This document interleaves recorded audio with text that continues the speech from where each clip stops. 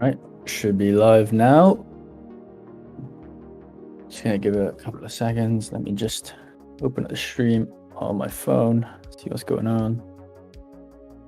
Okay. Right. We have here. Got a bunch of things to cover. Sorry, I can hear myself feeding back through. Got a bunch of things to cover, mainly the 4070 Ti hash rate, and then gonna look at some video that I saw on Joe Rogan the other day, and then we can actually get on to.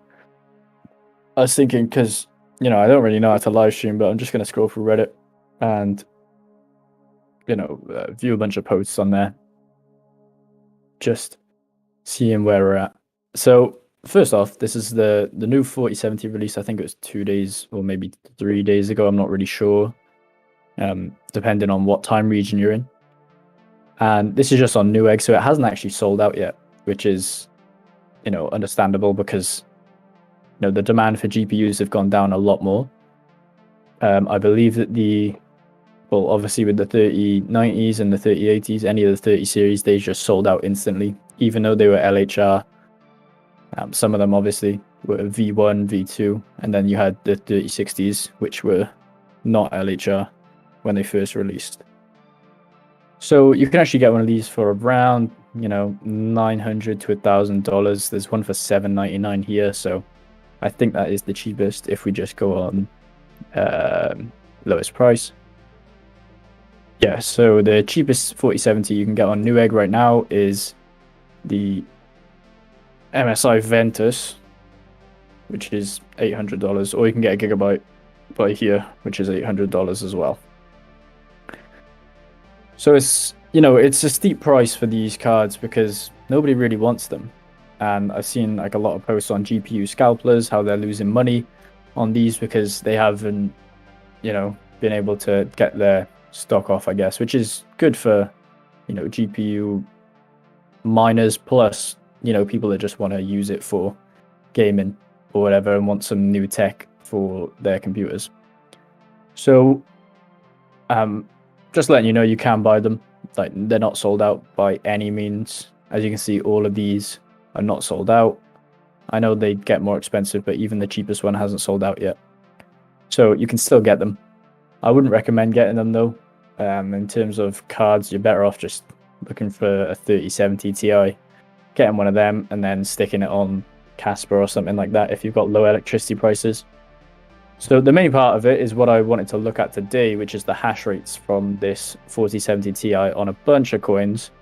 And we here have a website called HASHRATE.no. You can see at the top there.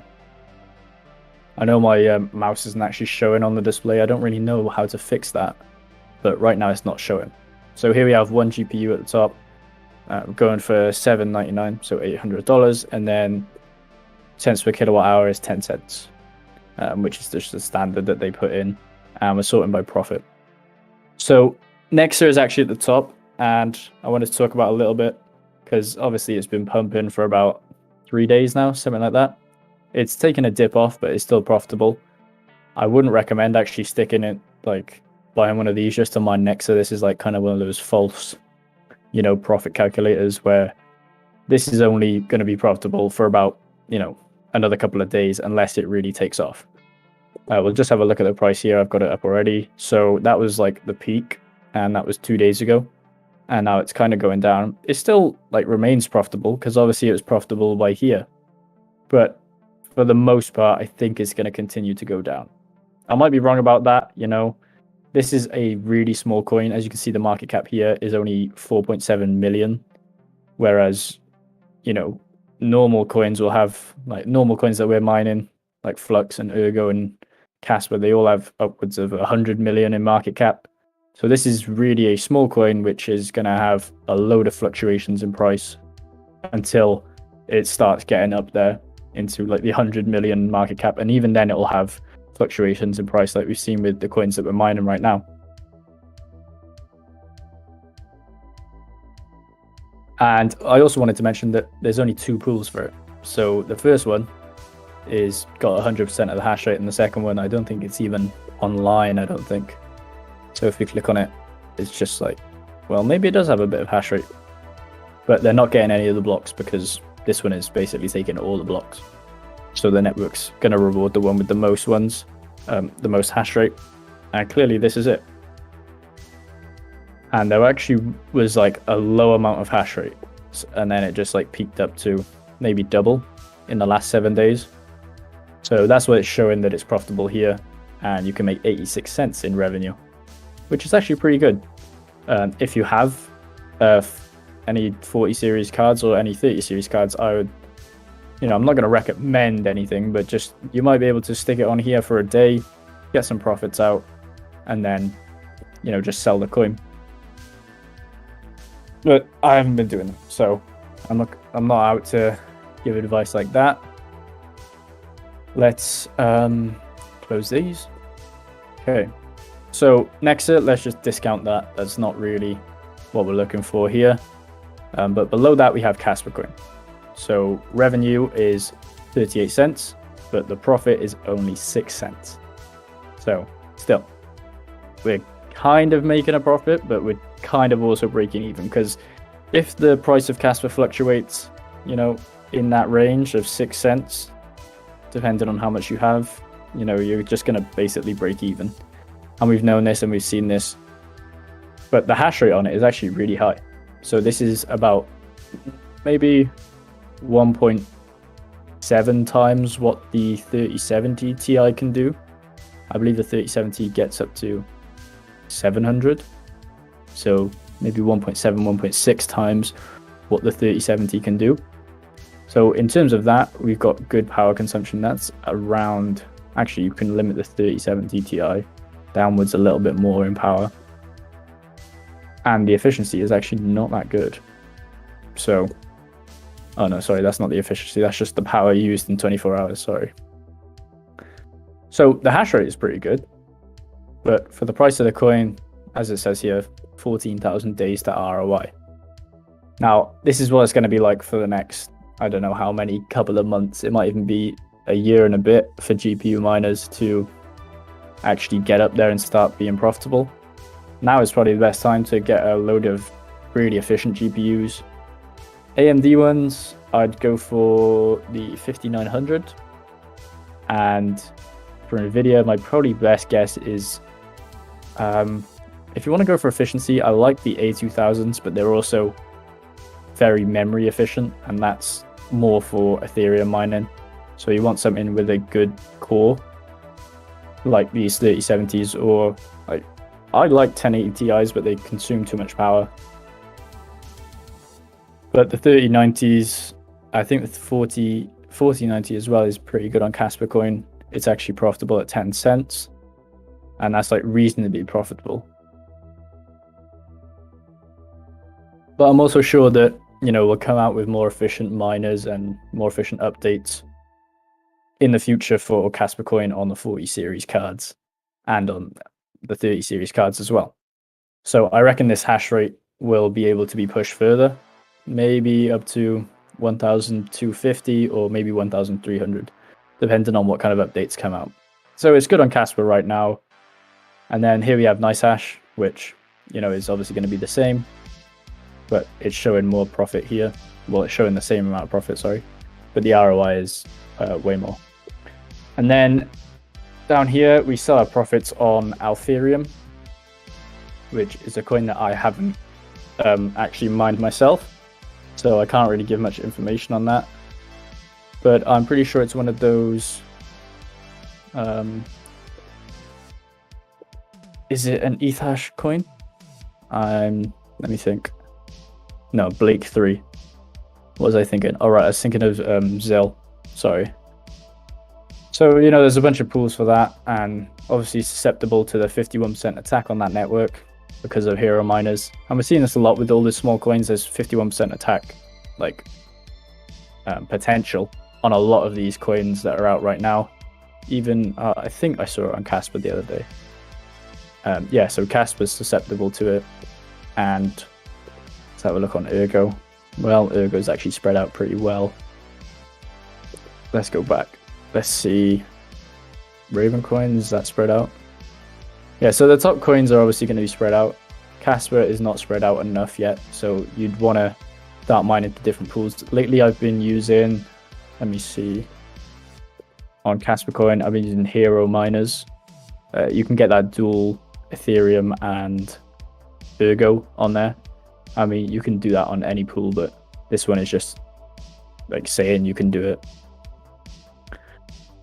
So Altherium, still profitable. I don't really mind that, so I'm not going to give you any advice on it. And then you've got Ethereum Classic and ZIL. So I think I'm going to be making a video on ZIL soon, maybe this week or next week. Just kind of going over what it's about, because many people that are new might get onto mining and they might see, oh, I can dual mine these two coins like KASPA and ZIL, or Ethereum Classic and ZIL, or Ergo and ZIL. And they might not actually know what the type of mining they're doing is. Because when I first started, ZIL was, you know, I thought it was just going to be dual mining both coins. But it turns out if you mine ZIL, it only mines like 1 minute every 2 hours. So what it does is it goes down the line of miners and it will mine for 1 minute, and then it will switch to another miner a minute, and then come back round and basically mine for a minute on all these miners across the world. And then you get paid out in ZIL. It's a kind of good way to do it because it offsets their staking by having proof of work put in there. So I can see why they've done it, and it's actually, you know, further the network to have this dual mining proposition. And it's actually all right profits if you have like efficient cards. And then Flux, we're at, with Ethereum Classic, you're at 56.44 mega hash. I think it's going to come out that we can push these mega hashes a little bit higher, even on Flux, KASPA, Ethereum Classic, and stuff like that. So on Flux is actually getting 88.4 souls. So I don't believe that the 2080 could do that. If we stay on this, let's duplicate this and go for GPUs, NVIDIA. Right, what are we looking for? The 2080. Right, we'll go for a super. So let's find Flux. No, so it definitely can't do anything near to that. What was I thinking of? Because 2080 cards are normally pretty efficient on Flux, but I saw one card was doing close to that. It wouldn't have been the 3090, would it? Wow. Is Flux even going to be on here? That's the question right there. Okay, so the 3090 can do 125 souls, which is pretty high in terms of hash rate. It can do way more than the 4090 Ti, which is why I'm saying like we're definitely going to come out with stuff that's going to push this further. And we've already seen it with other coins and other miners, you know, like G Miner and LOL Miner and Mini Z have just come out with like updates recently, not, you know, in days time, but weeks ago, just furthering the hash rates up a little bit. If I go to Mini Z Miner, let's have a look. So not that. So here, so AMD improvements for 125.4, which is the consensus, the ZEL hash, is 10% depending on GPUs and overclocks. And I swear there was more down here. Yeah, so major performance improvements for the Flux ZEL hash algorithm, up to 20%. So even with these, and they added support for the 40 series there. So these miners are starting to figure out, well, these miner, what they call programs, are starting to come out with updates that will, you know, churn out better hash rates and more efficiency. So we're going to definitely see this number go up a little bit from 88.4 souls. And I don't know what the 4090 was producing on Flux. If we have a look back again, right, the actual profits on 4090 are for Radiant.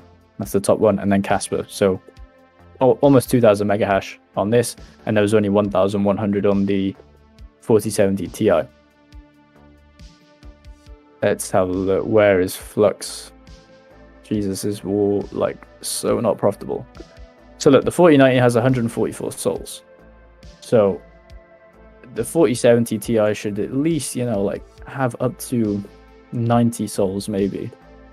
But it also depends on how far you can push these cards. I think these numbers are definitely going to be updated soon. And then as we're going down, we've got the Ethereum plus KASPA. So you can get 1000 mega hash and then 67.22 mega hash on Ethereum Classic. They have ETHW, which is just, going to be the same hash rates as Ethereum. Ethereum Classic. And then they have Ethereum Classic here, ETHW. And yeah, so I don't know why people are still mining Ethereum W. Because if we look at it here, ETH power, there we go. So clearly people have ASICs on the ETH hash network and they're just using it to mine Ethereum Classic or Ethereum POW. I think they're switching between it. They're still the same in profitability, but I didn't think that there was going to be much after the Ethereum merge. I didn't think that there was going to be much adoption of the Ethereum POW coin because you already had Ethereum Classic. There's pretty much no difference apart from the updates that the Ethereum team put on after Classic. And then this Ethereum Fair coin basically took a dive as well because I haven't heard any news about that. Like, I know that Ethereum Power is still in the mix, but Ethereum Fair has just kind of gone out the window. So I don't really know why people are mining it. It must be for profitability.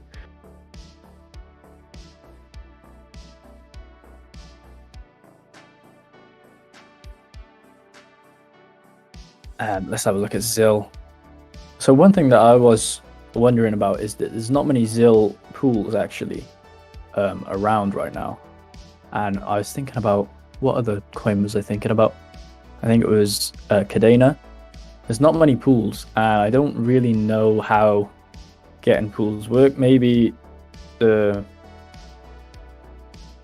coin, whatever coin is making. Sorry, what am I thinking of saying? So the coin will release like ways to get pools or to start pools on the coin, and this is why you see some of them will do it and then some of them won't. So you have to basically make your own pool and you have to develop your own software to have the pool, I believe, is what, to my knowledge, works. So either you're given the kind of software to make a pool, or you have to develop your own. And this is what I think we're seeing with ZIL. And then Cadena, for being such a big coin, Cadena has like only 5 pools. Yeah, so 5. There is one in China, but I'm sure people aren't mining into that pool because these, well, they are mining into it. It's just, I don't think they're mining in China, to be honest.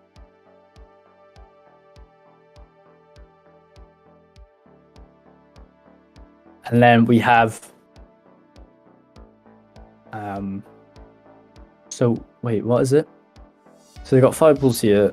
Right, so that one's in China. So yeah, you could just mine to any of these pools. Obviously Ant pool, F2 pool, they have a load of resources so they can develop this pool instead. Like if you were just trying to go out on your own and make this pool, I think it would be very hard to do. But other coins like, I don't know, Monero probably has loads. Yeah, look, Monero has loads of pools and the software for it is probably out there and you can just pick it up and basically take it and make your own pool. And this is what it's like for a lot of coins, but clearly for Cadena, as such a big coin it is, it only has a limited amount of pools. Like look, it's 17th on the list by market cap, so you would expect it to have a decent amount of pools. Same with ZIL, it's 11th on the list and it only has 6 pools. So hopefully we see more pools pop up for Cadena and ZIL and a load of other coins that don't have the actual infrastructure for a load of pools. Hopefully that comes out and people release the actual code, because clearly these pool companies have the code for it. It's just whether they want to release it or not. It's up to them.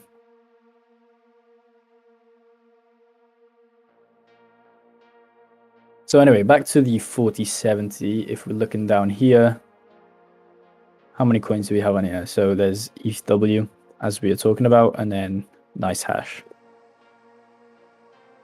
And what was that video about the heat bit that I saw the other day? There was something.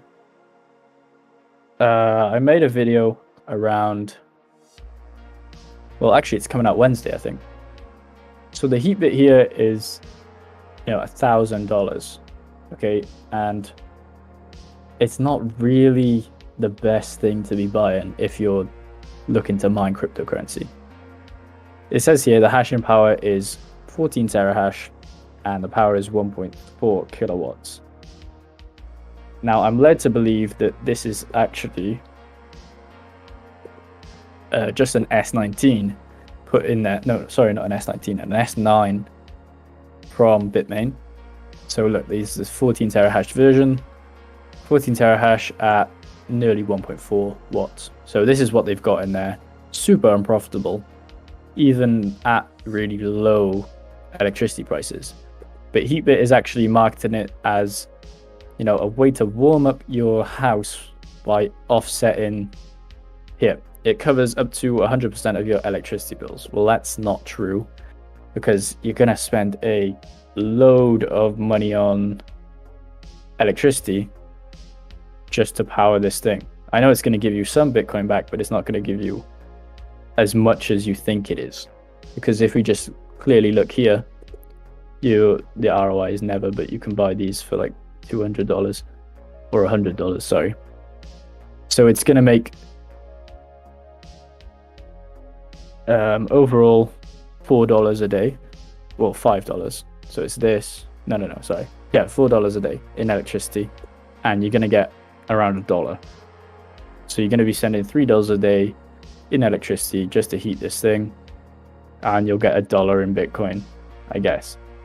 When it's actually marketed as it covers 100% of your electricity bills. So I don't really know, that's kind of fake marketing on their part.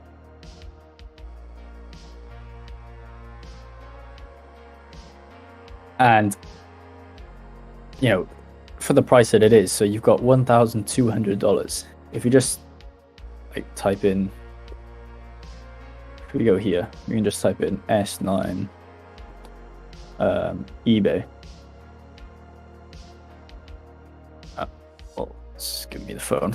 S9 ASIC. So look, you can get one of them for £200 or even like £120. I know this is in pounds, but you can just convert it to dollars and see like there's basically no point in buying this heat bit for $1,200 when you can get one of these S9s refurbished for, I don't know, close to $200, maybe even lower than that, $150. And the ROI is still going to be never on it.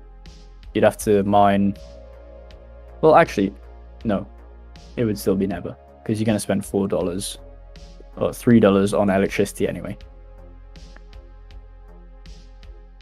So it's going to be like you're basically paying, I don't know how much times, 6 times the price to buy one of these. I know it has a nice case on it and all, which looks good in your room, but you could just buy an S9, plug it in, and burn your money through electricity that way. Just run it a bit lower, get it on Brains OS and overclock it so that the fans run a bit quicker and then you get the heat out more. I'm sure that's exactly what Heatbit are actually doing. They're basically upselling an S9 for a ridiculous amount of price.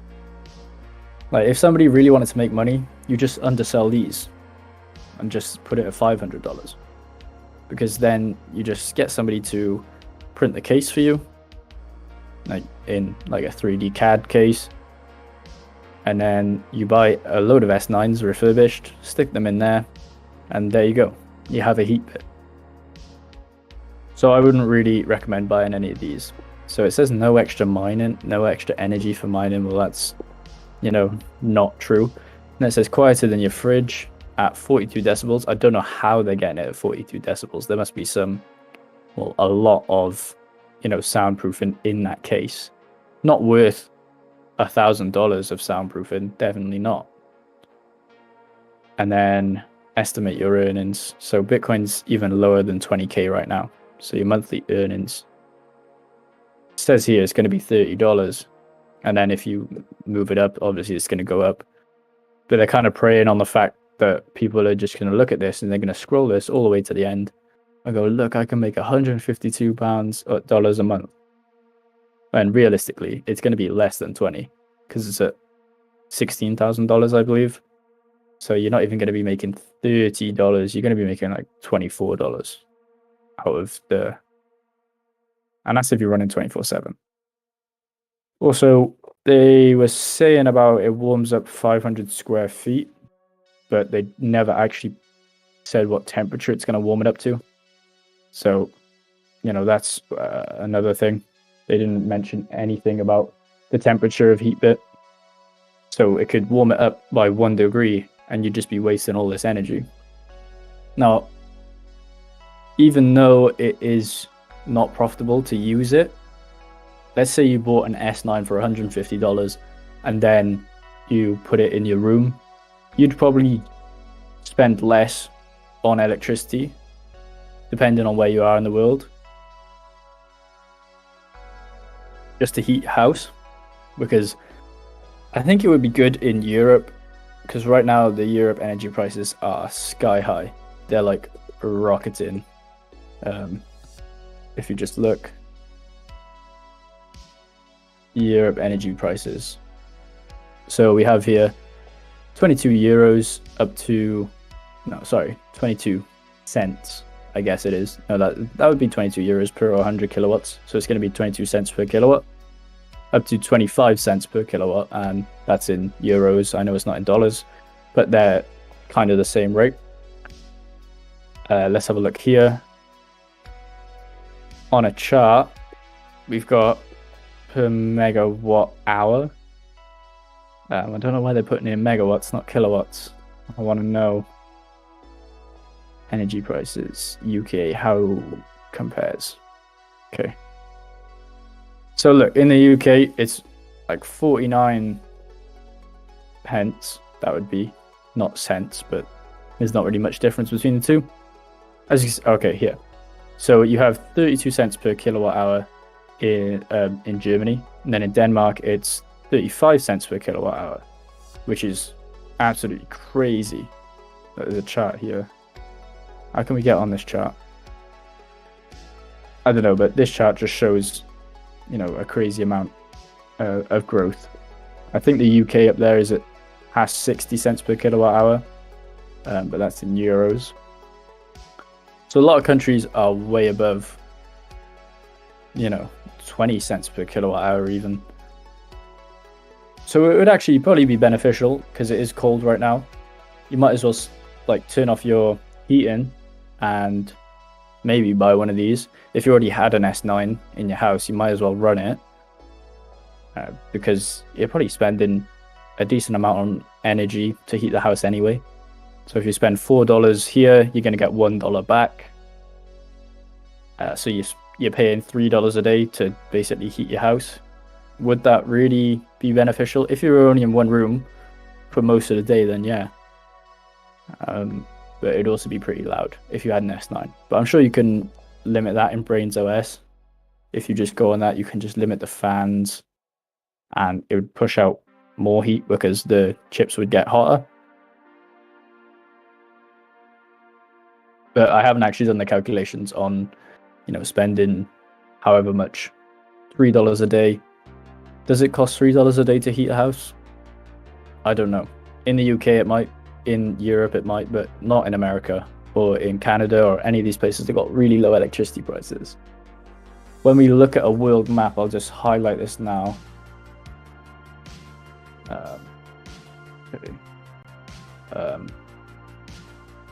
Map of world. I know if I go on maps now, it's just going to show where my location is, so I'm not going to click that. So, in the US and Canada, so around here, no, I don't want that. You've basically got really good energy prices. In South America, I don't really know any figures on the energy prices in South America, so I can't really tell about that. I know from China to Russia to Kazakhstan, those are like really cheap energy prices over there. I know China's still not really with Bitcoin mining anymore, but still, like those places, Canada, Russia, Kazakhstan, they've got really low energy prices. I believe Norway does as well, I think, because they have their own oil fields, so they can get it cheap as well. But basically, most of Europe is screwed in terms of, energy prices. So it'd probably be beneficial to buy an S9, just run it in your house. You can overclock it so that the chips heat up a little bit more. I know that's going to deteriorate the chips over time, but you're still going to be earning maybe a dollar or two back, whilst also spending $4. So you're basically cutting your energy cost in half, in theory, I believe. Now, there are certain countries in Europe, like Bulgaria, has really cheap electricity prices, even though there's, a demand for electricity. I think it's getting it from the Middle East, so it's obviously going to be cheap. And, it's pretty warm in Bulgaria at these times of the year. I think, no, actually, it's pretty cold. Sometimes the sea freezes over. Anyway, so that's just my take on the heat bit. I really wouldn't buy it unless you're in a place that has really high electricity prices. And even if Bitcoin goes up, you're not going to be earning loads. Like, let's just, if we just put it up to, like, it's the highest it's been is at 60,000. So you're going to be earning $91 per month. And if you take that and you divide it by 30, you're going to be making $3 a day. So you're still going to be making no profits because you're going to be spending $4 a day, as it said on the electricity prices when we just looked at it. So technically, it'd only be profitable at, 100K. Anyway, so there's this video that I wanted to look at. It's about this person on Joe Rogan who's talking about, sorry, Jesus Christ, my throat. So this person on Joe Rogan was talking about cryptocurrency, mainly Bitcoin. And before I get into it, I want to say that I do have a bias towards cryptocurrency. Obviously, I do because I'm a crypto miner and I understand like what I see for the future of crypto. And this person just said this is the dumbest thing I've ever heard. Either he's just too stupid or purposely being intellectually dishonest. Which is it? So anyway, we'll just check out this video. I'm going to pause it and then we'll talk about it. There's no intrinsic value to this asset. And now it's starting to be priced appropriately. So it has what's Bitcoin at? 16,000? It has another 17,000 to go down. Duh, really? Yeah, there's no intrinsic value to this product. And do you think that people have just inherently lost faith in the idea behind crypto because of FTX? Well, it became an ideology, and whenever you invest based on an ideology, you're going to make some decisions that are a little divorced from math. And what do you mean by ideology? Well, the people who really like crypto are convinced that it's the currency of the future and that a decentralized ledger is the way to go, and that I'm just going to pause it there because, sorry, I'm just going to play the music as well.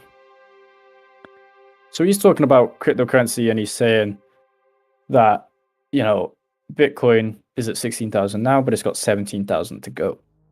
And he's mainly talking about that it has no intrinsic value.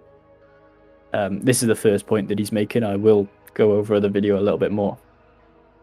Sorry, let me just drink some water.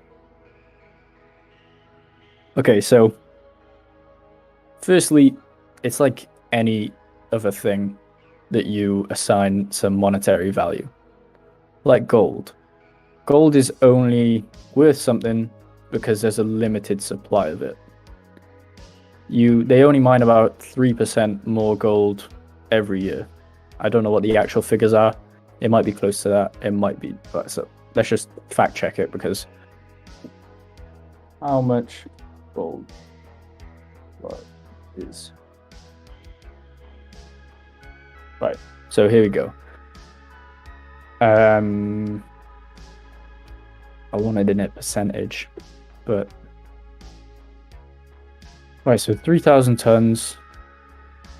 Okay, experts believe that the total amount of above ground gold in the world stands at just over 190,000 tons. So it's more like 5%. Or would it be? No. No, I am right. It's around 3%. Okay, so 3% of the gold is mined per year. You just add that on top.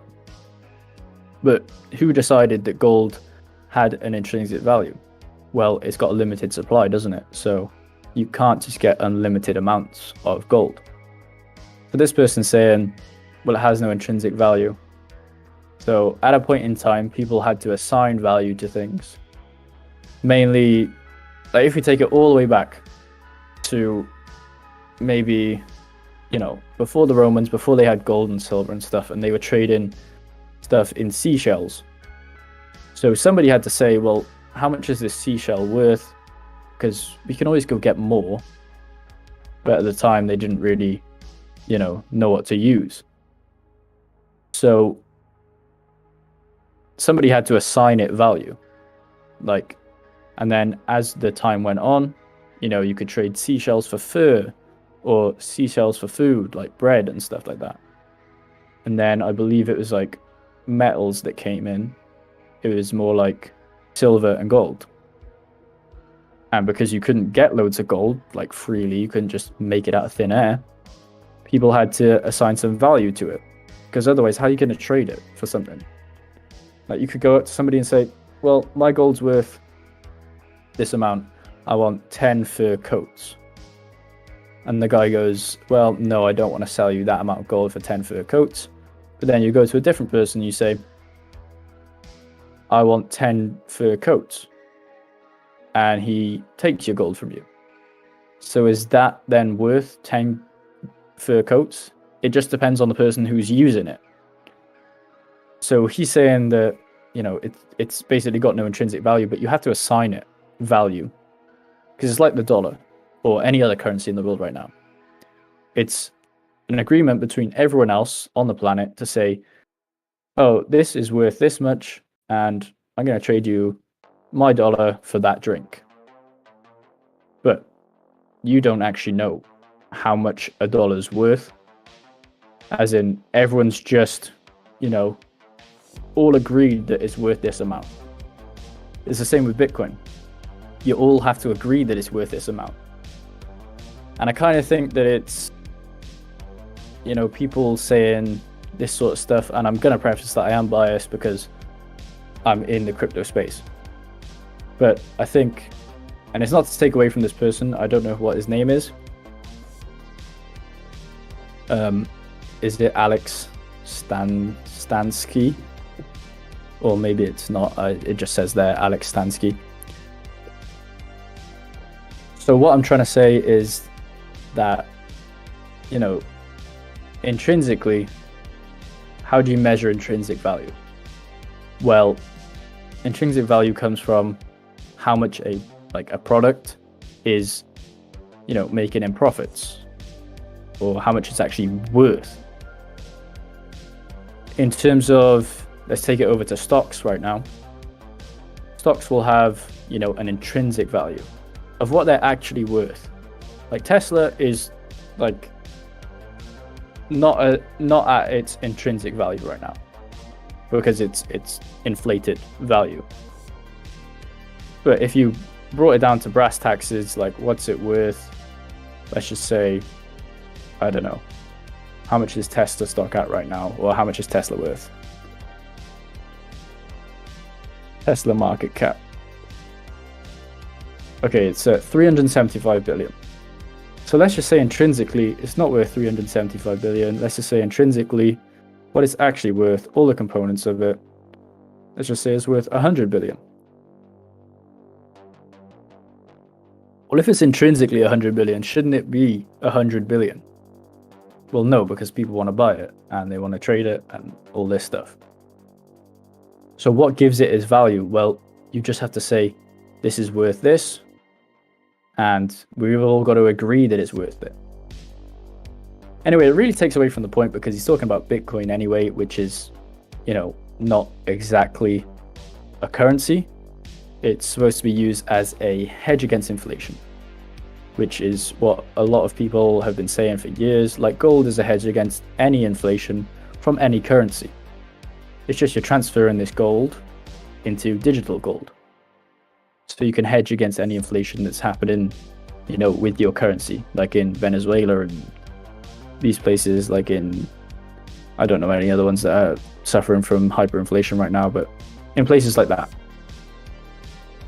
So the main point that I was trying to make is that even though he's talking about Bitcoin, I think he's trying to also talk about a broader spectrum of like cryptocurrencies. Ethereum could therefore be, a currency, but we all have to agree that it's worth that value. And there is stuff built on top of Ethereum that you can link back to intrinsically. Like, I know NFTs are, not worth as much as they used to be, but it's the same thing. You just like, how much is this NFT worth? Well, 500,000. Well, who says that? Well, I say that. And then you basically just have to accept that it's because somebody paid 500,000 for it. You accept that it's worth 500,000. Same thing goes back to anything if you break it all the way down to brass taxes. Like, you go to the shop, you buy milk for $1, and then you go back a year later and it's $1.15. It's like, you just have to pay it, because somebody else bought it for $1.15, so that means you have to buy it for $1.15. Anyway, let's continue with the video. Anything that is controlled by a government entity is by definition a negative, and if it's done by the private sector freely, it will be better. And that's just not how currency works. Currency is a method of exchange and a store of value. And for that, there has to be a degree of trust, and you have to have it managed in terms of volume. I mean, one of the crazy... Right, so he's talking about, it being controlled by central governments, and that anything that's not controlled by a central government, I don't think this is the point that he's really trying to make. He's just saying about how currencies need to have store of value and be able to be used in trade and stuff like that. Bitcoin is supposed to be looked at as a store of value and a hedge against inflation. A lot of people get this misconstrued in the space because a lot of people in cryptocurrency just want to make money. They want to make money from Bitcoin. They want to catch the next pump, and they don't really care what cryptocurrencies are used for. They're just looking for the next one that's going to be big and that's going to make them money. A load of us fall into this trap when we first get into cryptocurrency. You don't see the underlying thing that it's really trying to produce for the future, and that is, firstly, no control from any central government. In terms of, you can have control over your own money and you know exactly what the supply is. So you know that when it's all mined, you're going to have that amount of supply and nobody can ever change that unless you obviously transfer it. And it's not going to inflate. With like all currencies, they will inflate because you can just print more. So first thing is no control. And then second thing is, being anonymous. You want to be anonymous in cryptocurrency, you can be. If you don't want to be anonymous, you can give out your wallet address. That's just how it works. And then it goes over to the supply thing, how I was talking about previously, the inflation part. You want to hedge against any inflation that's happening to your currency. And then he gets into it here, so let's check this out. Easiest things about Bitcoin is that there will never be more than X number of units of Bitcoin. Well, by default, that means it can't be used for trade, because the whole idea of economic activity is that there's expansion, which means you need more currency to lubricate and manage that expansion. If currency is locked in at a specific number, you get monetary inflation, and that is one of the fastest ways to destroy an economic model. So because of the lack of Bitcoin, because there's a certain controlled number, the only thing that can happen is Bitcoin becomes more expensive. Right. And that means that the people who hold it are the ones that make the money, but everyone else suffers? I'm sorry, that's not viable.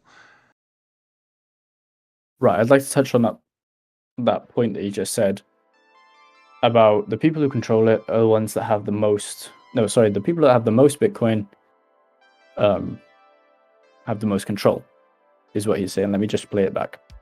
Controlled number. The only thing that can happen is Bitcoin becomes more expensive. Right. And that means that the people who hold it are the ones that make the money, but everyone else suffers? I'm sorry. Sorry, right, I got that wrong. So the people who hold it are the ones that make the money. So by him saying that, what I think he's trying to say is, if you hold Bitcoin, you're going to make the money, but it excludes a certain amount of people that don't have or don't subscribe to the idea of buying cryptocurrency. And he also talked about the supply. We're going to get into the supply topic in a minute, but that last part, he was just saying that, you know, you can have access to dollars all the time, but many people might not have the access to Bitcoin. That's what that point I think he was trying to make there. Now, that's only on my opinion of what he's trying to say. But what I really want to talk about is the supply problem that he was talking about, the 21 million.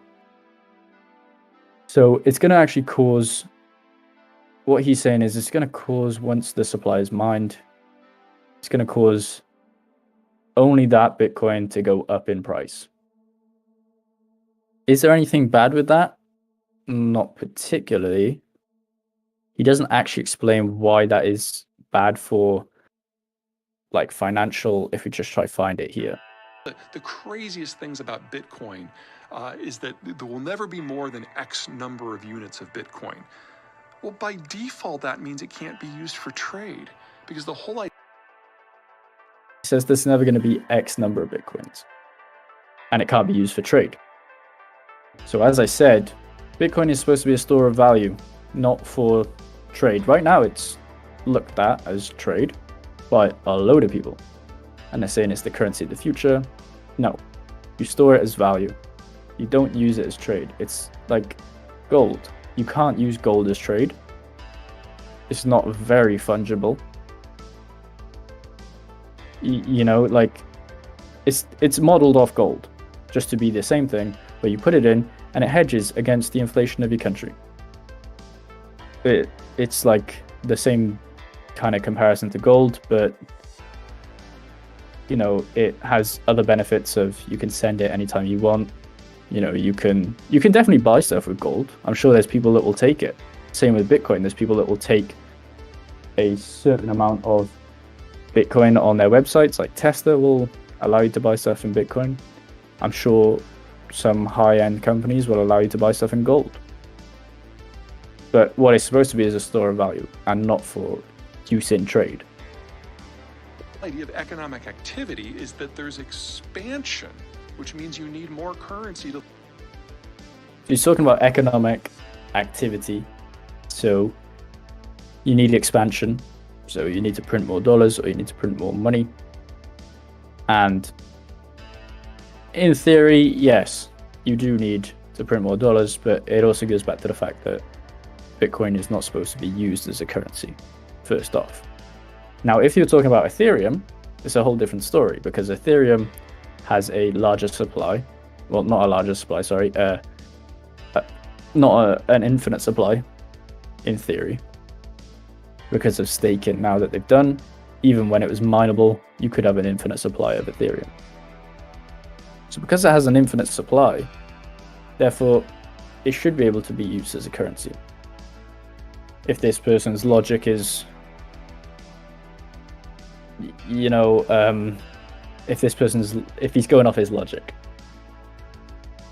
So I kind of tell people when they look at crypto and they say, oh, I'm not buying crypto because it's worthless. Think about this. America and the gold standard. So you have gold that's linked to the dollar. Now it's unlinked, but you can still assign value to the gold in dollars. So you have gold that you can't really spend anymore. It's just a store of value. And then you have dollars on top of that, which you can spend. And you can buy stuff with. Let's think about it in this way. Bitcoin is the gold in this case, where you can store value in it. And then Ethereum could be the dollars, where you can use it to spend stuff. And therefore you have nearly the same model. I know it's vastly different in terms of, the things that you can actually do with them, but that is what I would say is the model there. So you have Bitcoin is the gold in this case, and then Ethereum is dollars, because you have that infinite supply. Like this person said, you need the constant supply to expand. But gold is also acting as a hedge as well.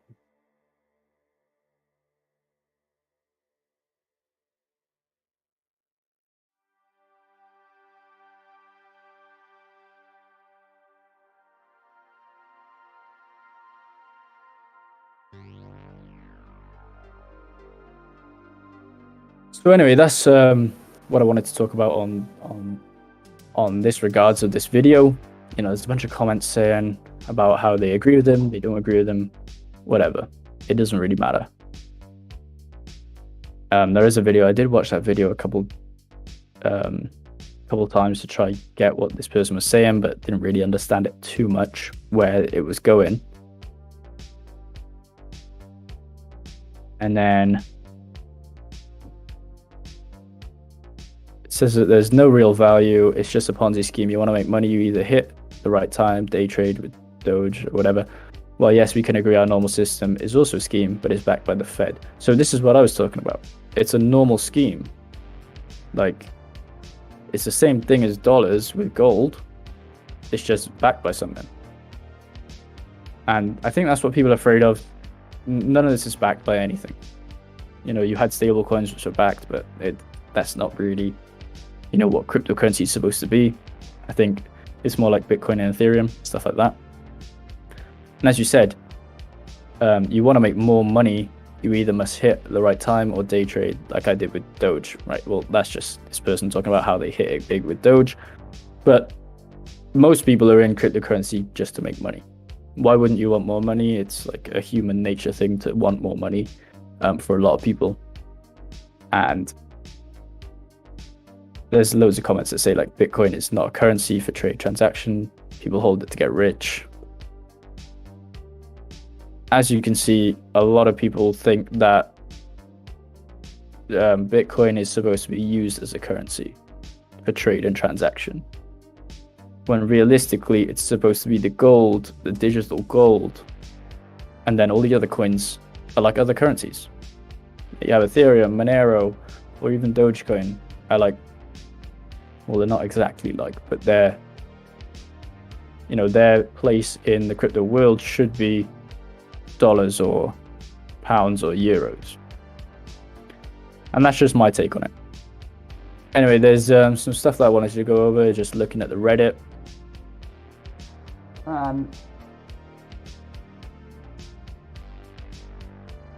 Sorry, did I miss that?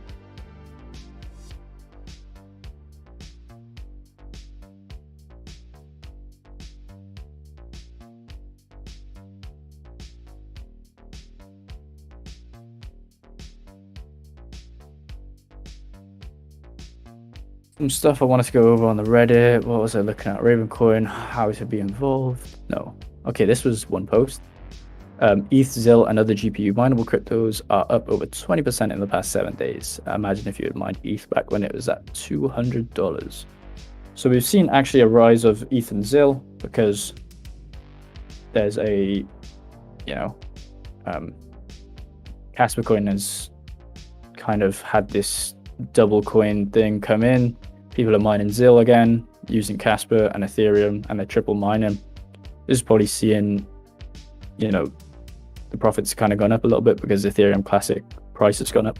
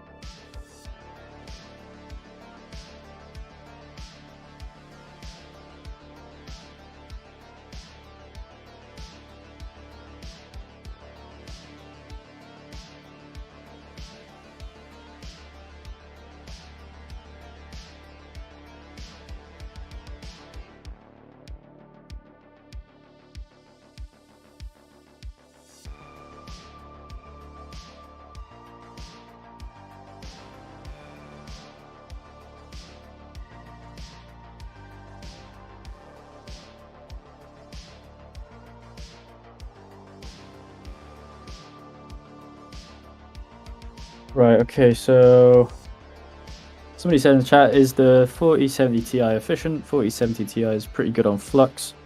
A 3070 has an efficiency of 0.6. I believe the 4070 Ti is pretty efficient, but the 3070, because it's not a comparison, because you need to compare it to the 4070. But the 3070 Ti, and I know it's pronounced Ti, but a lot of people would just be like, why is he calling it that? Because it's known that.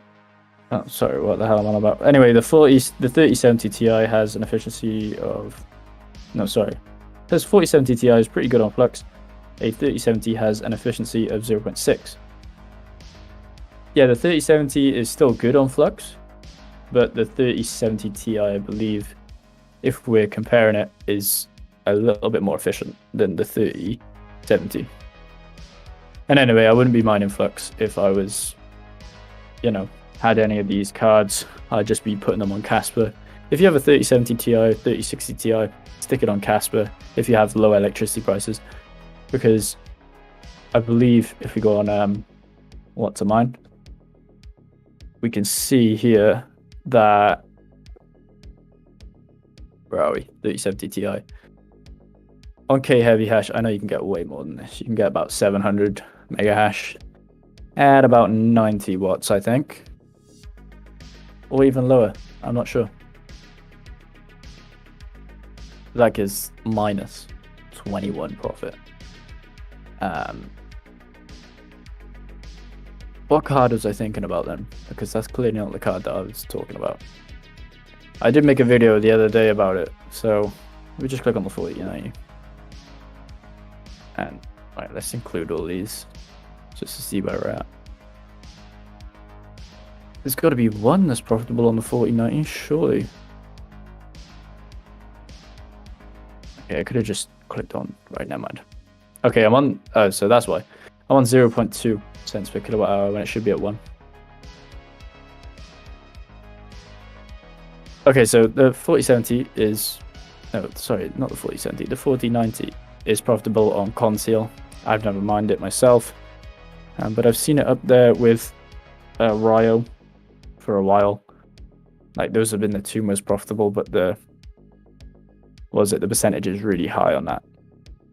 As you can see, as you get closer to 100%, that is when you can rely more on the profitability charts that you can see here, or the profitability numbers. So these aren't going to be too reliable. And then Altherium, we checked that on the 4070, that was actually profitable. Radiant, which I made a video on if you want to go check that out, how to mine Radiant. It's also an ASIC mineable coin, so your GPUs, unless you got real powerful ones, they're not going to be profitable on it. And on KASPA, you can make 3 cents, so you're going to be rich. Now, what was I looking at? Right, so Zilliqa gained 30% in 16 days. No, sorry, 30.6. What am I talking about? 30.16% today. It's leading in the charts, and then we saw the post. How far up was it? Yeah, ETH, ZIL, and other GPU mineable cryptos are up 20% in the past 7 days. So they had kind of an explosion. Maybe it's linked to the fact that they're both Ethereum hash coins. And, as soon as one of the Ethereum coins gets profitable, people are going to be dual mining it with ZIL. So you could have Ethereum POW, Ethereum Fair, Ethereum Classic, or even you could have ZIL and Ergo, or ZIL and KASPA added to that. So that's why we're seeing these high prices for ZIL, because they're attached when you mine them to a load of other coins. And if they're going up, people will start to dual mine them. And then Nervous had a price spike as well. If we look here, I don't know what the ticker is. CBK crypto, is it? No. Okay, I'm just gonna type in Nervous crypto. There you go. Oh, CKB, right. That's the ticker for it. So in the last day, it's had massive price spike, 30. Well, is it 25%? But this is around 30% there. Let's have a look at the last 7 days. So it kind of jumped. People probably started mining it because it jumped there, and then people were like, well, it's profitable, and then it just jumped more. So more people are mining it. So that's what we're probably seeing this large price increase. Ethereum mining, wanted to know what it's actually worth it. Has anyone done ETH mining and received good results? Check this out. You can no longer mine ETH. I think this guy might have been on about Ethereum Classic, but you know, people just kind of saying in the comments. Any reason for the steady rise in other market performance? These are just a bunch of stuff. Anything about mining on here? Rip my founders. Flex cable. Does anyone know where I could find a replacement? Buy it online. Exchange listings. Are there any close future exchange listings planned? Gate.io could be the next step. So if you actually look at KASPA coin, there's not really many exchanges that it's listed on right now. Click here and we can go on markets, and there's only 4 exchanges that it's listed on that you can actually buy it from, trade it, stuff like that. MEXC has the highest volume and confidence right now. Got decent liquidity, but there's always expected to have a kind of low liquidity when, you know, the coin's new to the market, because not many people are actually trading it. Most of the transactions are probably between miners and mining pools right now, and we're probably going to see that increase if KASPA starts to blow up a bit more. But for now, there's not really many exchanges listed there. But Gate.io could be a good step, because Gate.io accommodate a lot of coins. If they see this kind of climbing up the ranks of cryptocurrencies, they might just be like, yeah, we should probably add this to our list of coins that we'll trade. There was also one tweet I saw maybe around a week ago, possibly, that was about adding KASPA coin to Zelcore, and Zelcore did just have an update. They were updating for NFT integration, which maybe I'll make a video about, maybe not. It'll probably be a short video if I do. One exciting dev update. This is just talking about a bunch of stuff. Any other news?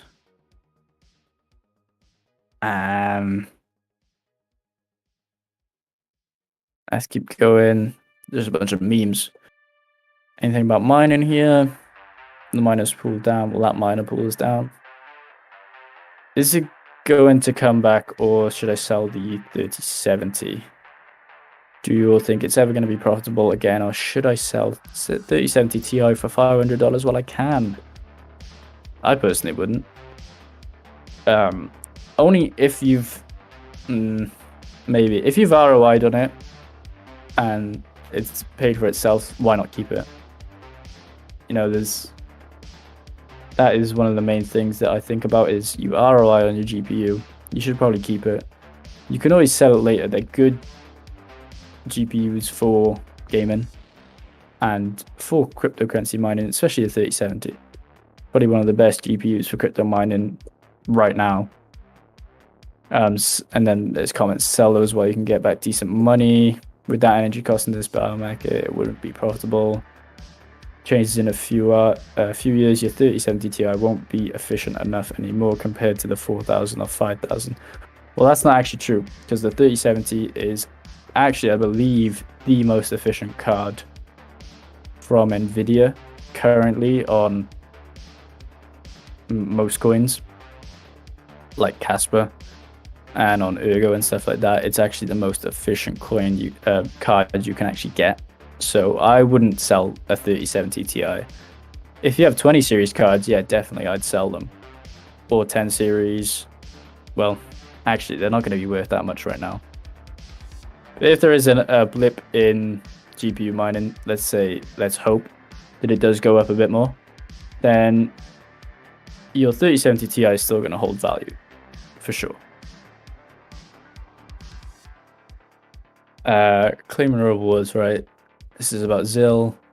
I am going to make a video on Zill soon. It's just look, these are all comments saying Zill up 60% over the past 7 days. Will development activity peak up? So they must be having a development problem over at Zill where they, haven't got as much time catered towards development right now.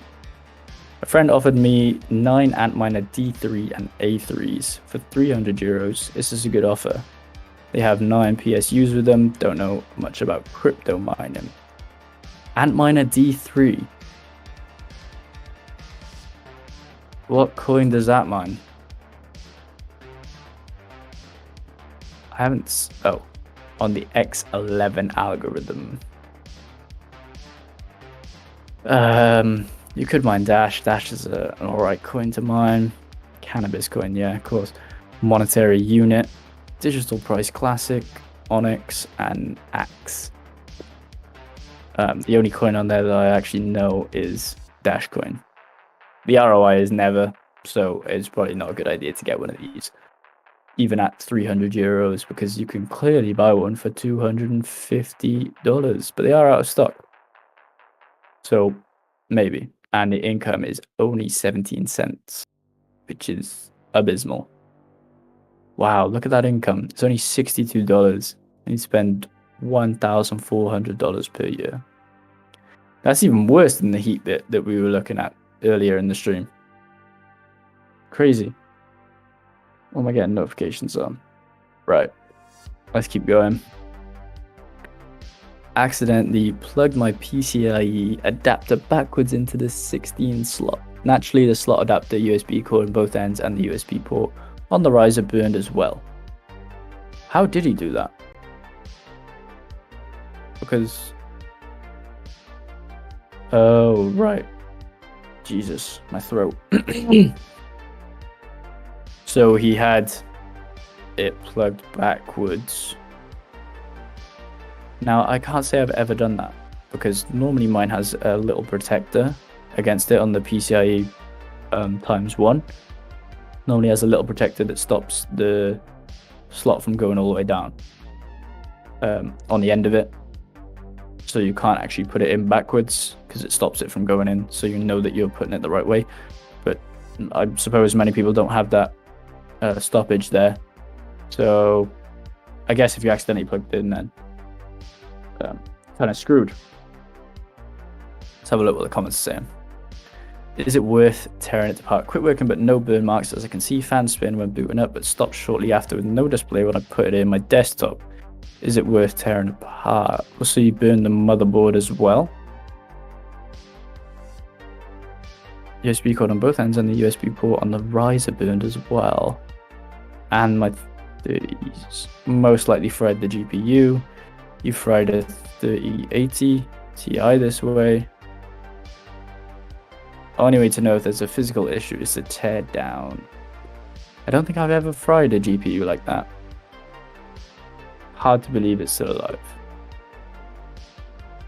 So I just have a stoppage on mine.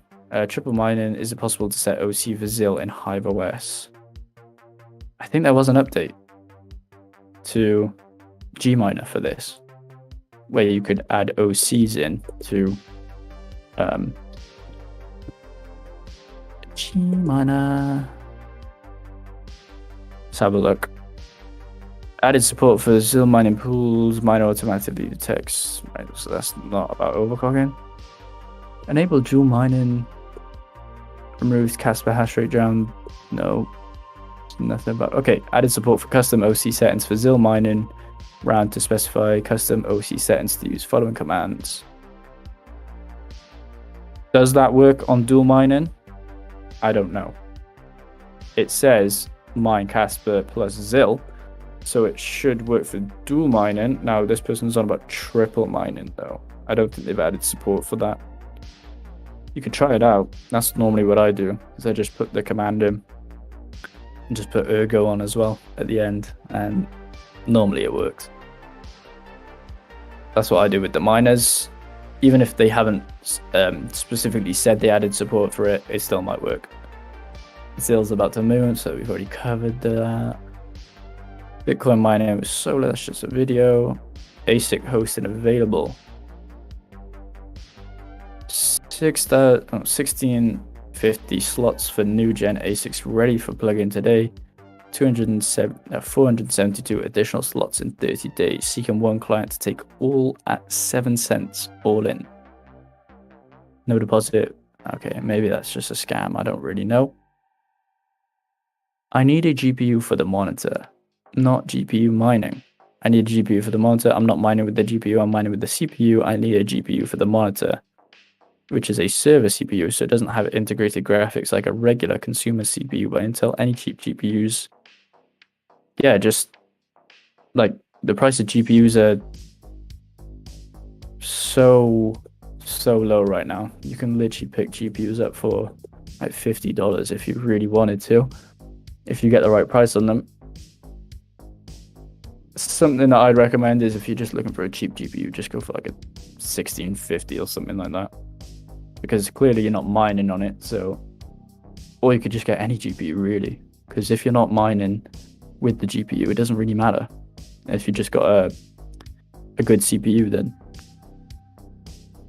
Anything else on here? Monero's asking Monday. Anything more miners for sale? I have several miners for sale. DM if interested. S19J Pro for $1,700. Is that a steal? Let's look on ASIC miner value. S19J Pro. Okay, so J Pro, what is it? It's 104 terahash, was it? Let's have a look. Yeah, 104 terahash, the first one. That's what I'm looking at firstly. How much they normally sell them for? Well, no, then I wouldn't buy that, because you can just buy one off this website for $300 less. S19J Pro, 96 terahash. Let's go back and let's see. S19J, 96. How much is this? In stock, 1,350. What are they selling it for? 1,400. Maybe. It depends really. And then S17. Let's have a look. S17. What's the terahash on it? 70. Well, there's not one on here for 70. So I'm just going to assume that it's this one. The Plus. Because that's the only one with 73 terahash there. In stock at $1,000. Oh, maybe that one's a good deal, the last one. These aren't really.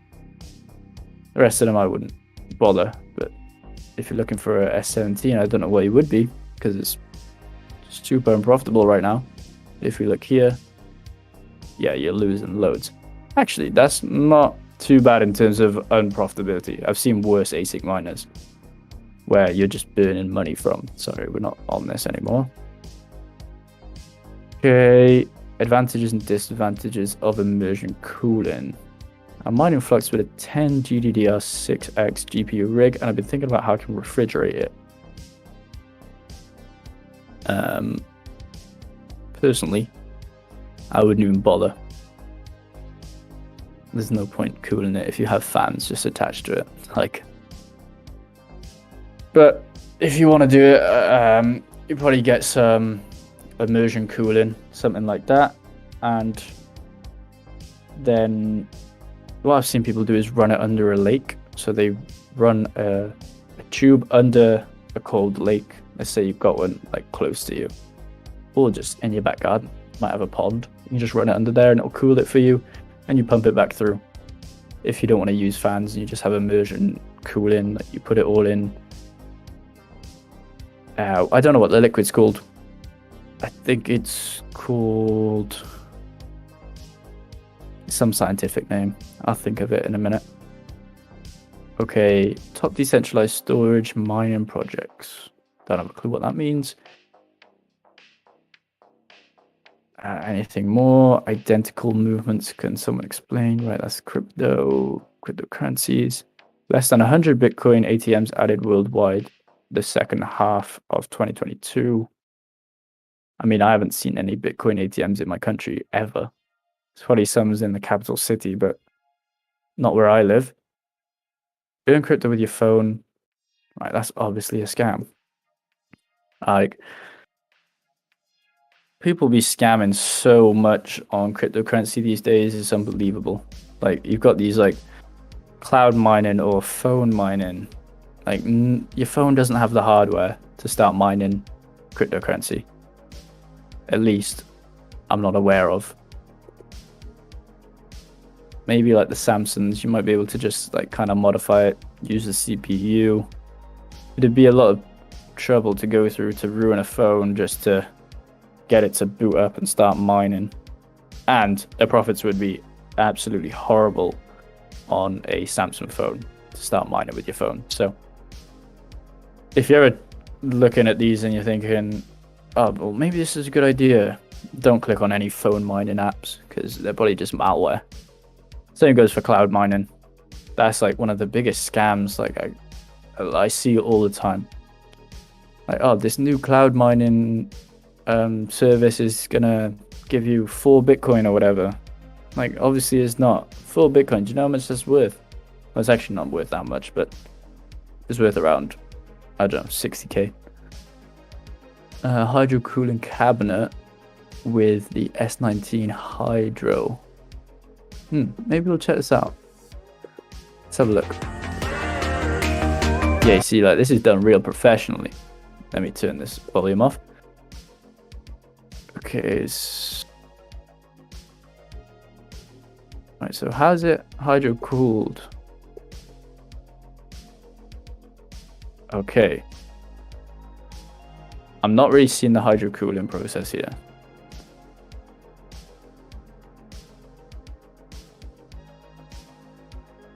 Oh, right, it's sorry,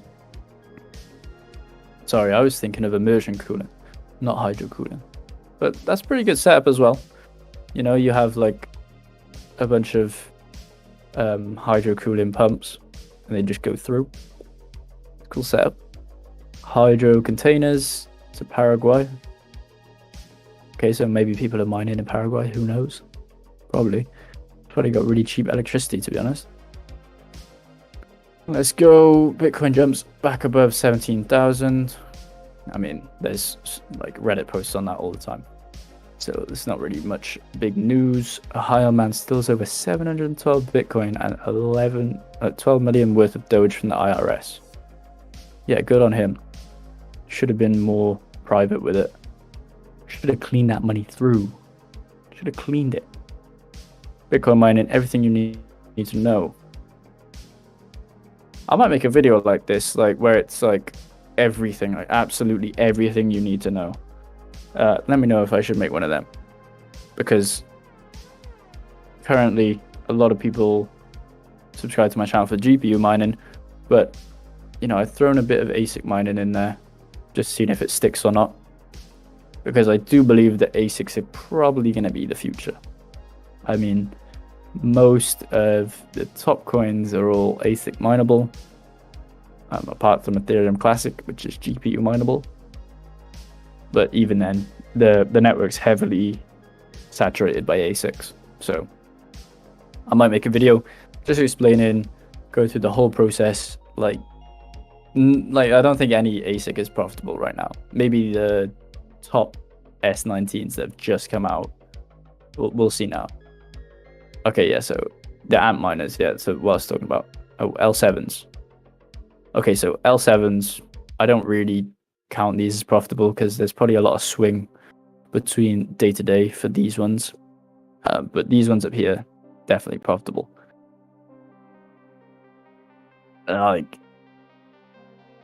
Maybe I'll make a video on it. I'm not sure. I've been seeing a lot of videos on the L7s lately. What's this K7? Okay, this came out January.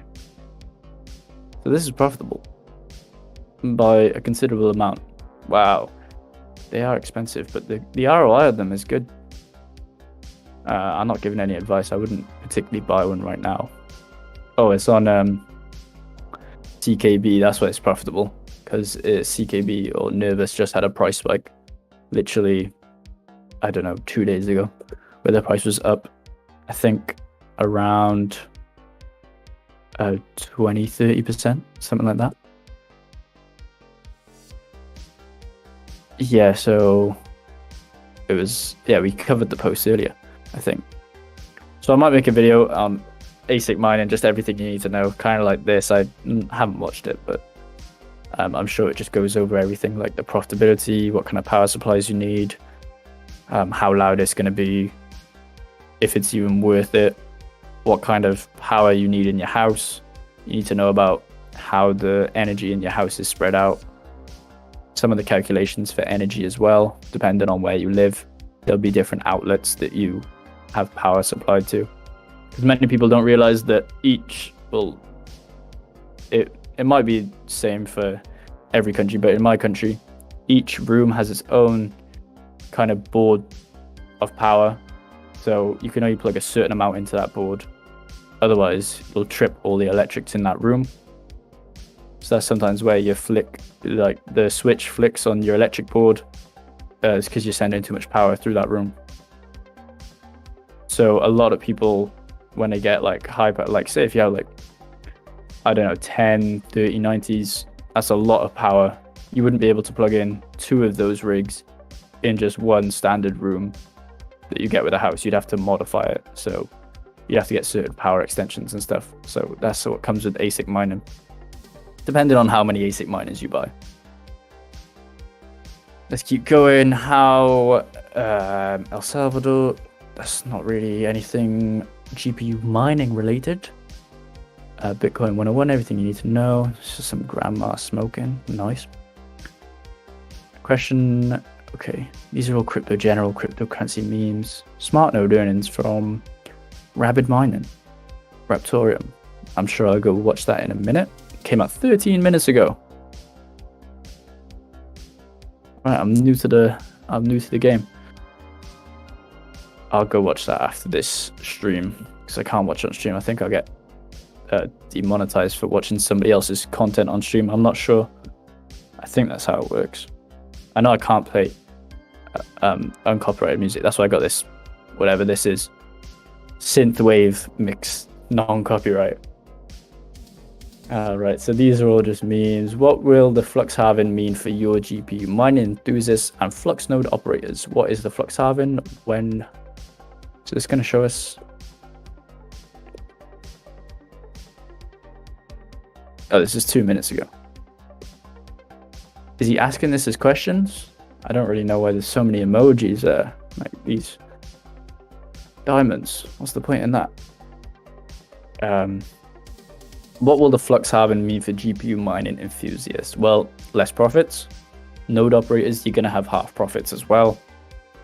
Somebody tried commenting on my video saying, I made a video about flux halving, and they said, oh, well, node operators aren't going to be suffering. Well, they will, because the block is going to be halving, so your rewards are going to halve. And they're trying to say that the flux has already had a halving, and that was actually for the nodes, for the Titan node and the Cumulus, was it? Or Nimbus? I'm not sure. What is the flux halving? Just, it's going to be a block halving. When is the flux halving? I believe soon, in about a month. Just over a month. I think it's on the 10th or maybe the 9th of February. Will the halving cause price discovery? I mean, nobody can really tell you if it will. And how will node operators be affected? I don't think they'll be affected as in how will they be affected. Not at all. You can still run your nodes perfectly fine, I think. You just have half the rewards. So if you go here, let's go on the Flux website. Go on Fluxcoin. Where is it? There's a good graphic on here about flux halving. See if you can find it. Oh, they've updated the website. Right, okay. Nodes, maybe it's on here. Right here, so what I'm talking about is the block reward is split 50-50 with the node and the miners. So you're just going to get half of the rewards, basically. That's all that's going to happen. Yeah, if I think we click this, it goes to Flux. No, where's the Flux OS? That's what I wanted to look at.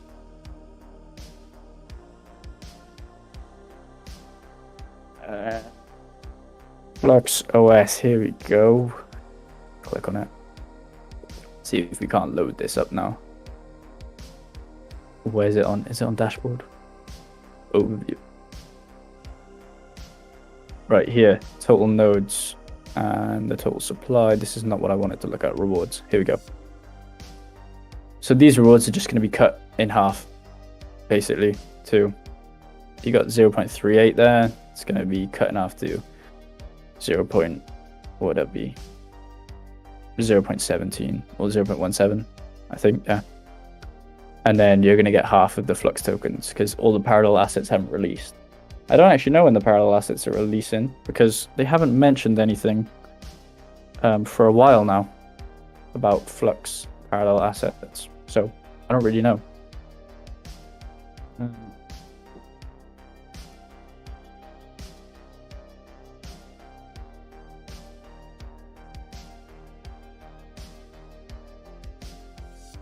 But we'll I guess they'll update us. I thought they were going to come up with an update like around New Year's about it, but I guess they didn't.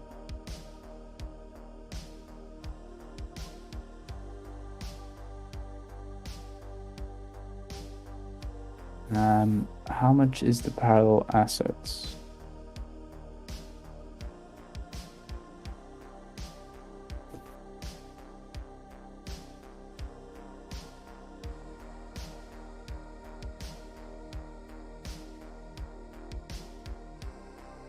Right, let's go back to what we were looking at. If it can take us back to the Flux website. Let's see the reward distribution. Where is it? Here you go. And we were looking at Flux nodes. Where is the parallel mining? Here. So they've got these completed already. So they got Cadena, Flux, and they got Ethereum Flux, Binance Flux, Flux Sol. Do they have Tron Flux? No, I don't think this website is updated. Is it? I don't think it is for this.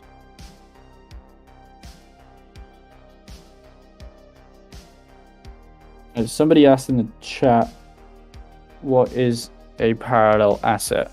Well, it's on a different platform. So from my understanding,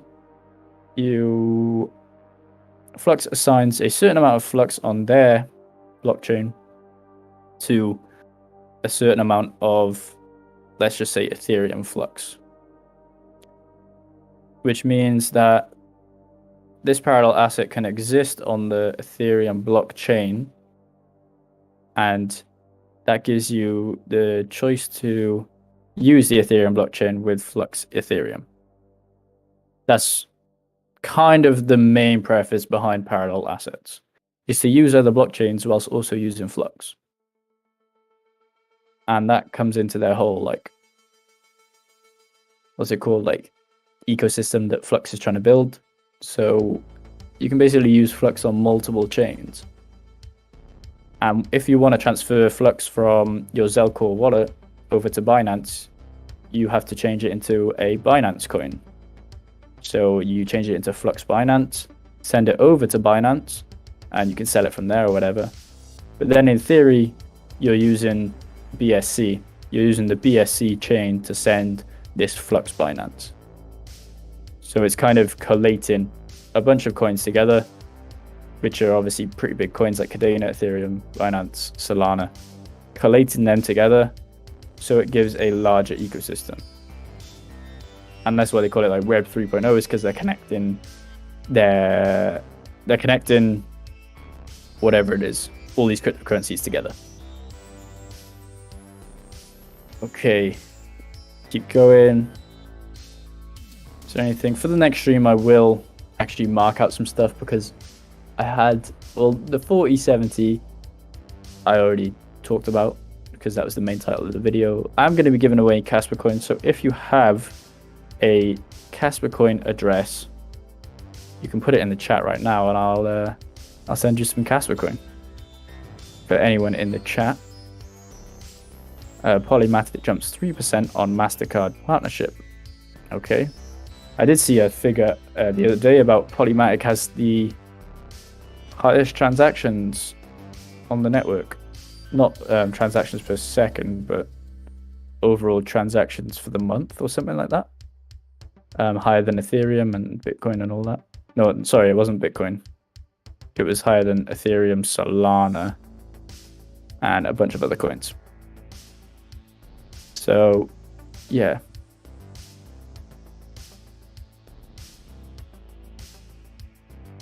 So if you do have a KASPA coin wallet, you can chuck it in the chat and I'll give you some KASPA coin. If you don't know how to get a KASPA coin wallet, all you have to do is go to KASPA coin homepage. You go onto resources, I believe. And then you just click on web and mobile wallet. You run through the setup and it'll give you a wallet address. It should look like this. I'm going to type my password in. Hopefully it doesn't expose anything. Great, it doesn't. You just run through that, put your seed phrase in, and I'm going to send some out. So if you just put it in the chat, then you can gain some KASPA, I guess. So that's what you do. You just go over to KASPA coin, click on resources here, and then click on web wallet here. Right, let's see. Crypto mining, everything you need to know. You already seen that. Anything else about mining here? Maybe I should start removing certain Reddit pages like Crypto General or Crypto Street Bets. I like looking at Crypto Street Bets. It just gives you an idea of how many people are so bullish on these really, really awful cryptocurrencies. And there's a lot of scams going on there, obviously. All that happens in cryptocurrency is just scams. Actually, that's one more thing I wanted to look at, was that Zoo coin that Logan Paul had all that rave about. Obviously, he got cancelled for it, but... is this it? No. Zoo coin Logan. Oh. Crypto Zoo, that's what it's called. Crypto Zoo. I forgot. I thought it's just called Zoo coin. Wow, look at that. That dipped off real quick, didn't it? Cool. Good. Because nobody should put their money into it. What's the market cap at? Oh, it's not showing. Volume. Wow, that's a considerable amount of volume to be trading in a day for a coin that is basically the biggest scam on earth. Sorry, it's not the biggest scam on earth. I have to be kind of subjective here, but it's a crazy scam. And no, I'm not putting any blame on anyone. If anyone does see this, I understand, like, Logan Paul did have the intent to scam somebody, even though he didn't make any money off it. He still had the intent to scam somebody or his fans. So I don't really hold any sympathy for him. But the coin has actually, in the past month, had a massive spike. If you were kind of about your wits and like you saw CoffeeZilla's video and were like, oh, this is just going to explode because people are going to be talking about it. Well, that's clearly what happened. So it went from 0.00... Wait, how many zeros is that? That's 8 zeros. Wait, 1, 2, 3... That's 6 zeros. And at the peak, it was at 4 zeros. So that's not tenfold, but 100x, is it not? I think it is 100x. If it's down from 5, you need 5 more. Yeah, so 100x from there to there. So I don't know when CoffeeZilla's video actually came out, the actual date. But anyway, if you were about your wits, which I know clearly these people were, and they definitely sold at the top here. Just didn't really want to hold on to this stupid coin. I'm wondering what actually things you can buy it on. Of course, you can get it on PancakeSwap. And what is it tied to?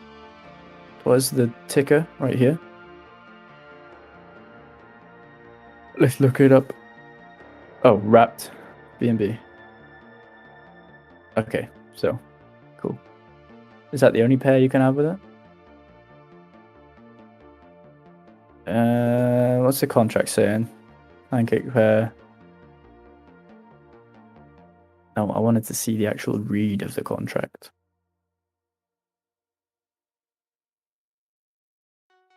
Okay, I don't know.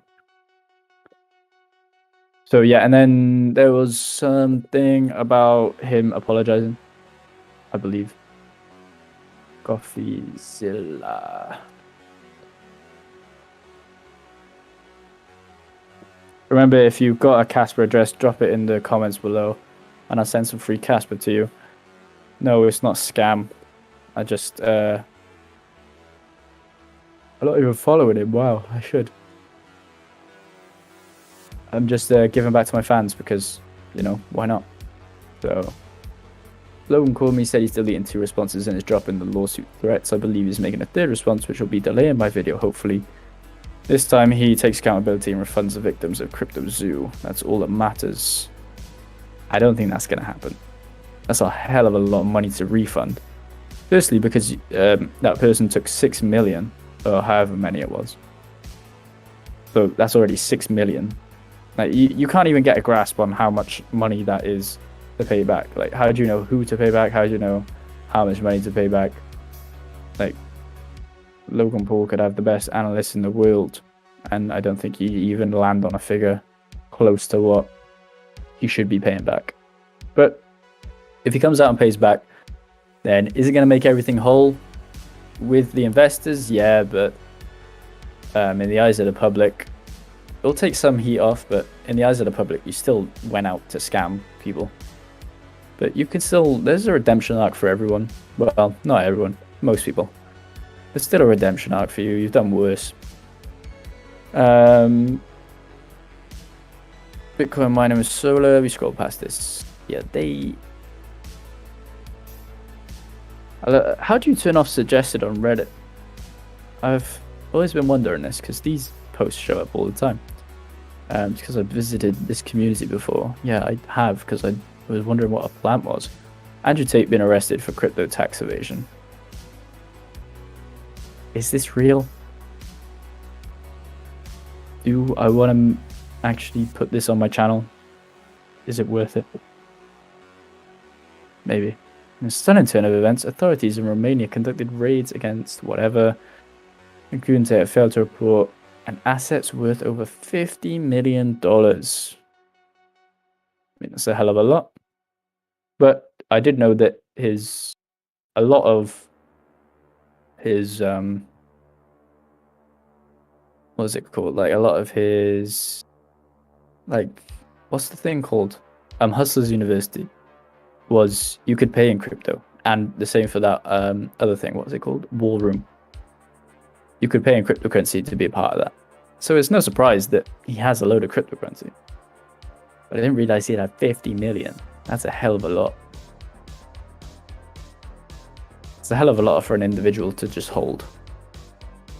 I know there's people out there that hold way more, but 50 million is a lot of cryptocurrency to hold. And how do you even prove that? Like, I guess they have access to his computer, but if he had been smart and just taken the, what was it, taken the Bitcoin Core or whatever, or he probably had it in an online wallet, not on Bitcoin Core. But for anyone that wants to get around taxes or just declaring crypto. This is not a financial advice, but also not encouraging anyone to. But let's say that you were. All you do is you download Bitcoin Core, get it sent out, write your private key somewhere of the wallet, and then delete Bitcoin Core. And then you can never know that you had that cryptocurrency, and nobody can trace it back to you unless they know your wallet address, which is you can give it out if you want. There's no problem giving it out. You can also clean your Bitcoin through a bunch of Bitcoin cleaners, like convert it into Ethereum and go through Mixer. I know Ergo actually has a Mixer platform, so you could actually convert it into Ergo, but if you were thinking of converting millions into Ergo, you'd probably send the price all the way up, which should be a bit of a ping on the radar for any authorities. Great article for beginners on how to read crypto charts. Nope, I'm not going to look at that. So most of the things on mining I've gone past right now. There's not much else, but I'll just show you this Ergo Mixer crypto. So here they have Ergo Mixer platform. So you can first non-interactive, non-custodial mixer in the cryptocurrency space. There have been requests for the community to understand the mixer and why it's an important piece of tech and why people choose to use it. So flexibility and fungibility in any token on the Ergo blockchain will have the ability to be mixed. The first token that was mixed through the mixer beyond Ergo's native token was Sigma USD. This is a really exciting accomplishment, especially given there's a DEX in the process of being developed on the Ergo blockchain. Any coin that will be listed on Ergo's DEX will have the capability of being mixable. Wow, so you can mix it with a bunch of coins, basically. Why might I want to mix those tokens? Well, you probably want to mix them for tax evasion, and that's probably the only reason. I mean, there are other reasons, like donating to charities if you don't want to be seen donating to certain charities. If people know your crypto address, if you're a big person in the space, let's say you're Vitalik Buterin or whatever, and you want to donate to some people, but you don't want to know it came from your address, you just mix some Ethereum and send it out through there. Or you can mix some Ergo and send it out through that. But the main one is just tax evasion. Imagine a user wants to place a bid on the latest NFT at the Ergo auction house. A bidder may want to conceal their wallet information for various reasons. For example, they might have a limited budget and not want their information broadcast to the competitors. Yeah, sure. That's exactly what it's being used for. They may be transferring money onto the future DEX or DEX and want to conceal their total balance from other traders. There are many practical reasons why parties making an exchange may want to conceal their financial decisions. We do this all the time. In truth, it's no different than privacy features of cash. Well, true. If you have cash, what's to say where you got it from? You know, even if you have $10, who knows where that $10 came from? You can go into a store, take out a 10, ask for 2 5s, and you've just mixed money. As I just said, nobody knows where the 10 came from. There's a reason why people go on about their daily life with all their net worth and their person. In reality, it's common sense. On a blockchain, it's often associated with some nefarious intent. Yeah. I.e. tax evasion. Or i.e. you're a criminal. Cash is fungible, interchangeable, mixable. We have accepted that as normal. I hope in time the perception of mixing on a blockchain is as acceptable as the same properties we see with physical currency. Well, you know, there's still tax evasion and criminality going on in the real world. So, but this is just an easier way to mix your cash. Because to launder money through a bunch of cash, you have to set up companies, send it out to different regions of the world, bring it all back, collate it into a bank, get it sent over. And with cryptocurrency, all you have to do is find somebody to buy the cryptocurrency off you, firstly, or to buy the cryptocurrency from. And then that, you know, effectively, you've just committed money laundering there, because you've bought it in cash without telling anyone, and nobody knows the wiser, unless they knew your wallet address. Truth is, the majority of criminal and illicit activities occur in physical fiat currency. That's true, because there's a lot more of it. However, this has never been a legitimate justification to outright ban the use of fiat currencies. That's also true, because there's a lot more of it. I know that the Ethereum Mixer, what was it called? Tornado Cash, that got banned by the US. I don't think I can actually access it. But hey ho, stuff's getting banned. It's cool. I understand why they would. They also go after other criminals as well that are doing tax evasion through cash, so you can't really blame them. I think Tornado Cash was actually highly used by criminals, in my opinion. But that's neither here nor there. Anyway, if you want to get a KASPA address, lastly, before I end the stream, if any of you in here want any free KASPA coin, I'm going to be sending it out now. So to get a KASPA wallet, you just go over to KASPA, go on resources, kaspa.org, go on resources, just sign up for the web wallet. You can get any of these if you want, but I mean, I wouldn't use them. Web wallet, it'll take you to a page, type in your seed phrase. Well, not type in your seed phrase, just go through the seed phrase process and then open up a wallet and it'll give you an address. So it should look like this once you've signed in. I know I'm kind of exposing how long my password is, but I'll be damned if anyone finds out what it is. And you can just post it in the chat and I'll send it to you. Yes, it's also okay to send it in the chat. Like, there's nothing wrong with it. It's just a wallet address. Like, no one can hack you if you send your wallet address to anyone. That's one of the big misconceptions that a lot of newcomers think, oh, I don't want to share my wallet address. Well, if you're trying to be private, then yeah, cool. But if you're not, then there's literally no reason not to share your wallet address, or no reason to be worried about sharing your wallet address, because people need to know if they want to pay you. So if you guys want any KASPA, just drop your KASPA coin wallet addresses in the chat and I'll go through, send some out. Why not? I'll send, maybe we'll just send 100. I know 100 KASPA is not a lot, but it's what I've been mining over the past hour, maybe. How long have I been mining? Well, that 100 came in ages ago. Oh wow, what are we looking at here? That came in on the 12th, so I've just been mining kind of small bits of KASPA after that. So I'm going to be giving away 100 KASPA. Just drop your KASPA coin wallets in the chat and I'll send some over. Why not? Let's have a look. What is the YouTube saying?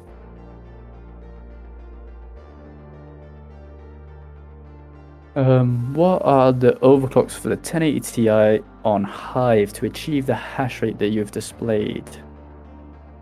Jesus, I don't have a clue what the overclocks were.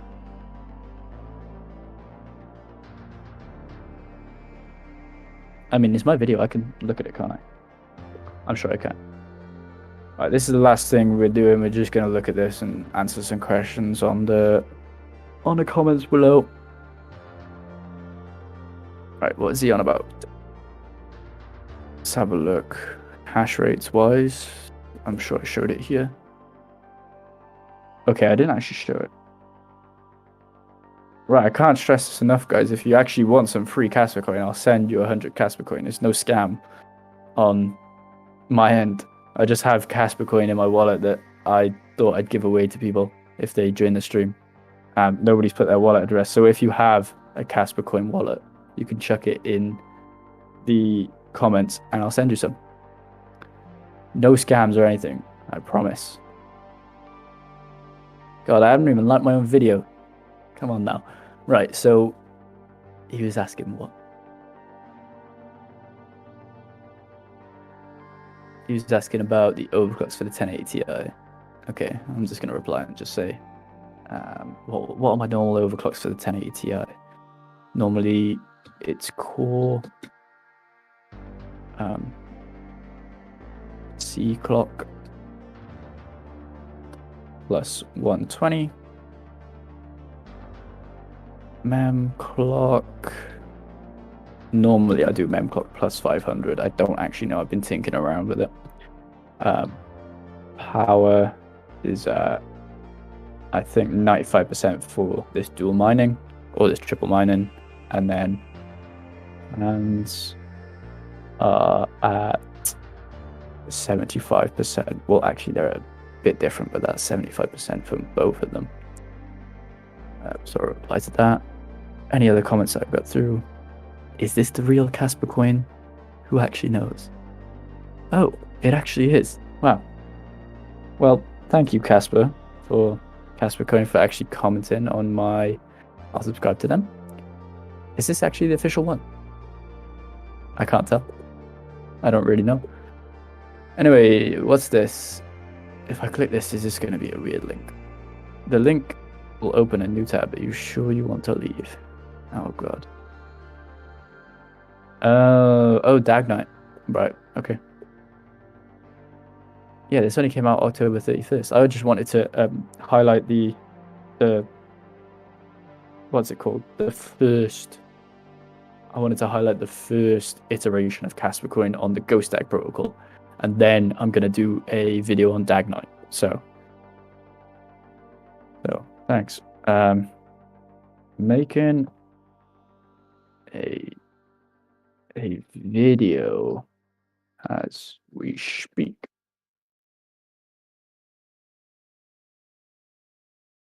Okay, cool.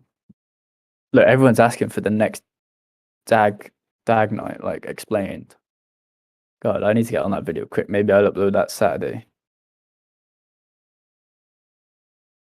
Now, what is Dag Knight in comparison to Ghost Dag? That is what I'm wondering. The abstract seems the same on this, and first permissionless, right? Okay, concept Knight is an evolution of the Phantom, right? So Ghost Dag is built on Phantom. Those are kind of linked together.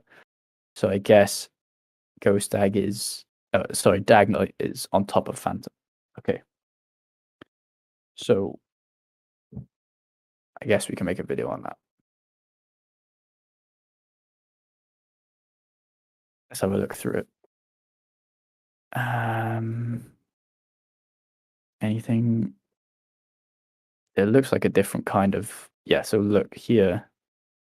There's a different kind of block dag in this image below what I've highlighted, or on top of what I've highlighted. That's a different image and definitely a different way of ordering blocks compared to the standard one that I saw on the Ghost Dag protocol. Does it have an implementation into KASPA coin anywhere in this?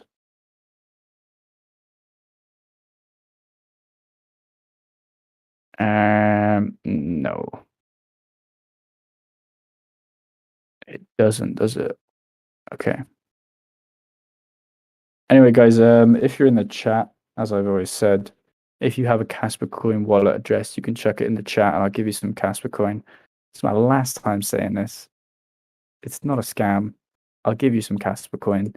I don't really care. I was just trying to give back to the fans, but I haven't been able to give any away yet. It's a problem, you know. Normally people love receiving free crypto, but I guess people don't want to. But if you do have a KASPA coin wallet address, check it in the chat now. I'm probably gonna be ending the stream in about 2 minutes because I got to get on and do some work and, you know, start making videos on the KASPA DAG protocol. What was the last thing? Maybe there's something in my subscriptions. Let's see. Anything really standing out to me? It's Red Panda mining. You can run a motherboard with an 8-pin connector. Okay. 3D printing. I actually made a video around this kind of topic around. Actually, it's coming out Wednesday. So, yeah. Right. Well, I can't see anyone in chat putting their KASPA coin wallet, so I think we'll just end it out here. If you want to go get one, the next stream I'll give away some KASPA coin as well.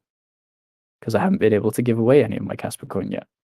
Because nobody put their wallet address in the comments. But anyway, thanks for all joining me. It's been a good stream. We talked about a bunch of stuff. If you stick around for the whole thing, that's great.